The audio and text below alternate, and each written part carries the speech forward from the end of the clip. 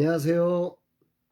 변방 목사의 아침 묵상 2024년 1월 7일 주일날 아침입니다. 오늘은 요한계시록 11장 1절로 3절 말씀을 통해서 하나님의 보호 아래 있는 교회, 이런 제목으로 말씀 묵상의 은혜를 나누겠습니다. 거룩한 주일 아침입니다. 밤새 전쟁을 치루었습니다. 오늘 설교 제목이 영적 전쟁이라 그런지 정말 내가 먼저 영적 전쟁을 치루는 그런 시간들을 보냈습니다.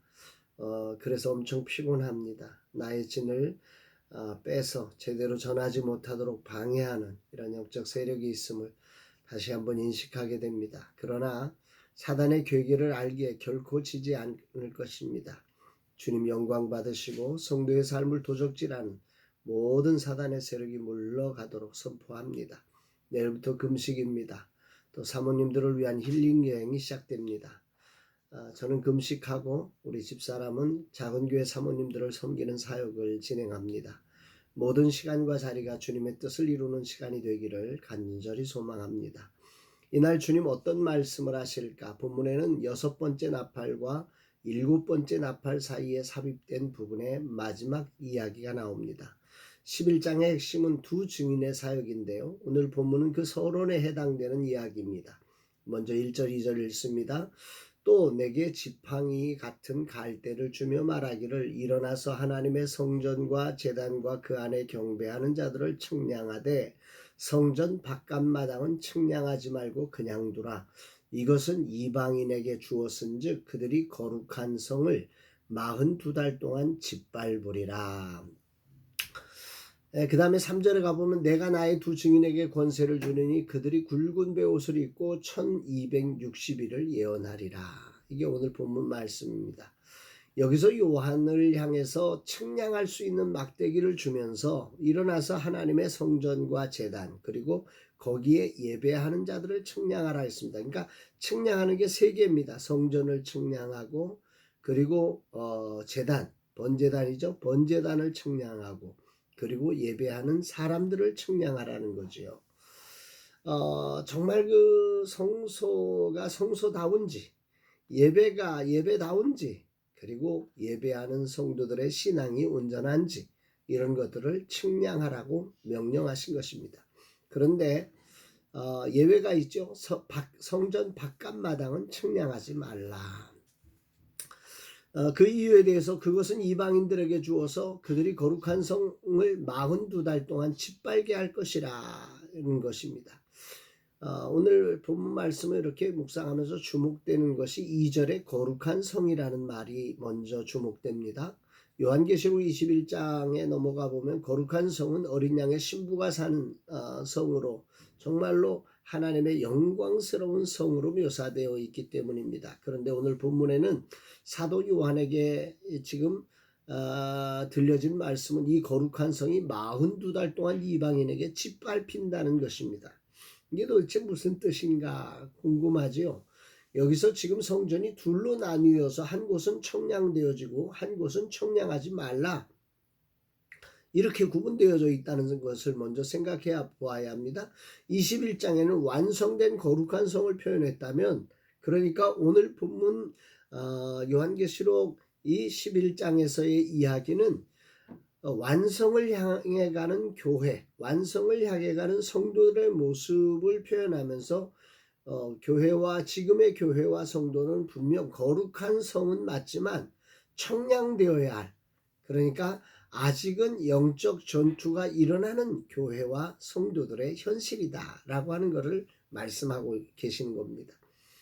그러므로 7번째 나팔 재앙이 일어나기 전에 하나님은 요한을 통해 그것을 청량하게 하여서 거룩한 성이 된 성도가 한 사람도 낙오되지 않았음을 요한으로 직접 청량토록 하여서 이 땅의 교회가 하나님의 주권적 통치 아래 보호받고 있음을 분명히 알려주시는 것입니다. 그렇습니다. 어떤 시대를 살아가든 이 땅의 교회, 즉 하나님의 입맞은 하나님의 백성들은 하나님의 보호를 받게 되어 있습니다. 그러므로 오늘 본문 1절의 측량 목적은 거룩한 성을 보호하기 위해서, 아니 요한으로 하나님께서 거룩한 성을 어떻게 보호하셨고 지금도 어떻게 하고 계심을 알려주는 것입니다. 아멘이지요. 오늘 본문 해석의 중요한 초점은 2절입니다. 청량의 대상이 되지 않은 성전 바깥마당을 어떻게 해석할 것인가? 예, 이곳을 이방인에게 주었다고 하는데 도대체 무슨 뜻인가? 여기서 이방인이라고 하는 것은 하나님께 반대하는 나라들, 즉 사단의 추종자들을 의미합니다. 성전 바깥마당에 있는 자들이 누굽니까? 왜 이렇게 하실까? 본격적인 심판의 앞에서 왜 이것을 말해주는 걸까? 이 문제를 푸는 열쇠가 이제 3절에 등장합니다. 내가 나의 두 증인에게 권세를 주리니 그들이 굵은 베옷을 입고 1260일을 예언하리라. 앞에서 42달로 표현하고 2절에서는 3절에서는 1260일로 표현하고 있는데 동일한 기간입니다. 따져보면 여기서 주목할 것은 성전 바깥 마당을 3절에서 거룩한 성으로 표현하고 있다는 사실이죠. 분명 거룩한 성은 교회를 지칭하는 거지요. 그렇다면 1절에 측량이 대상이 되어 안전하게 보호받는 교회도 있고 또 3절에 2절에 치열하게 적 그리스도의 세력과 싸워야 하는 교회도 있다는 말이 되는 것입니다. 여기서 42달 동안 1260일을 42달과 1260일을 같은 본문 내용 안에서 이걸 단어를 다르게 사용한 이유는 42달은 거룩한 성이 박해를 당하는 기간을 상징하는 표현으로 사용했고 1260일은 이 기간 동일한 기간이지만 이것은 두 증인이 권세를 받아서 베옷을 입고 예언하는 기간으로 말씀을 하고 있습니다. 그러니까 교회가 세상과 치열하게 싸우며 박해를 당하는 기간과 말씀을 먹고 그 말씀을 가지고 예언하는 기간은 같은 기간 속에 있다는 거죠. 이게 동시성으로 교회의 동전의 앞면과 뒷면 사이처럼 같이 작동하고 있는 시간이라는 겁니다. 여기서 10장 마지막 말씀을 보면 말씀을 먹고 그 배에 쓴 것을 경험하고 예언하리라 했던 말씀과 연결시켜 보면 박해를 통해 말씀을 지켜가는 일에 힘겨움을 겪으며 진정한 증인으로 예언하는 사역을 감당하는 시간이 될 것이라는 말입니다. 여기서 정리해보면 박해를 받는 시간과 증인의 사역을 감당해야 할 시간이 같은 것입니다. 이 기간에 하나님은 두 증인에게 권세를 주신다고 약속을 하셨습니다. 이 박해의 시간이 그저 무의미한 실패의 시간이 아니라 이 시간이 도리어 아주 중요한 예언을 하는 시간으로 하나님께서 교회를 지키시고 보호하고 계신다. 이유는 오직 하나 교회가 거룩한 성이 되도록 때마다 일마다 힘을 주시며 교회의 머리로서 교회를 이끌어 주심을 요한에게 보여주고 또 오고 오는 세대의 성도들에게 이 사실을 알려주고 있는 것입니다. 이 땅에 거하는 교회는 언제나 하나님의 보호 아래 있습니다. 그러나 그 보호는 단순히 아무 문제 없도록 하는 보호가 아니라 세상의 증인이 되게 하고 거룩한 성이 되게 하는 그런 보호며 그런 인도라는 사실을 우리는 깊이 묵상해야 합니다. 그래서 이 땅에 거하는 교회는 늘 전투하는 교회여야 하고 영적 전쟁을 치르는 교회여야 합니다.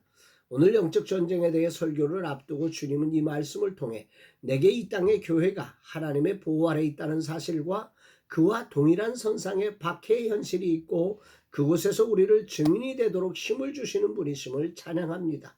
오늘도 이 증인의 사명을 감당할 힘을 주실 하나님을 찬양합니다. 주님 감사드립니다. 오늘도 이 땅의 교회가 처한 분명한 현실을 보게 하시고 알게 하시고 증인으로 사명을 감당할 힘을 주셔서 감당케 하실 하나님께 감사와 찬양과 영광을 올려드립니다.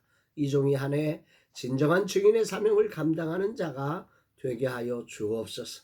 금식의 시간 동안 정말로 사명을 감당할 수 있는 주님의 종으로서 온전히 새로워지는 처음의 마음으로 다시 무장되는 귀한 시간이 되게 하실 주님을 찬양합니다.